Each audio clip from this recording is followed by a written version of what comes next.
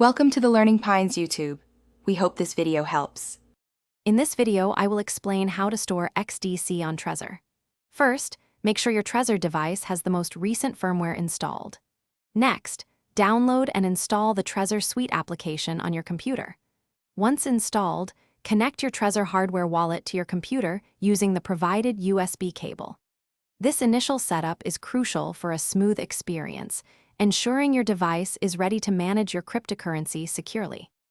Now that your Trezor is connected, open the Trezor Suite application and unlock your device using your PIN.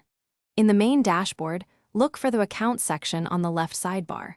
Click on Add Account, and a list of supported cryptocurrencies will appear. Scroll down and select XDC Network to add an XDC account to your Trezor Suite interface. This creates a dedicated space for your XDC. With your XDC account added, select it from your list of accounts in Trezor Suite.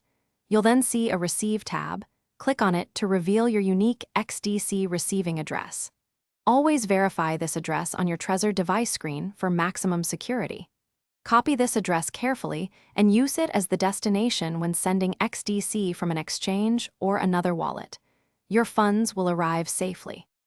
To ensure the utmost security for your XDC, always safeguard your Trezor recovery seed phrase.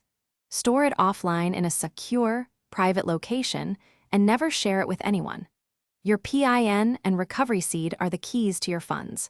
Regularly backing up your Trezor Suite wallet configuration can also be beneficial. Following these simple steps will help protect your XDC assets effectively. Thanks for watching. Consider subscribing if we helped you.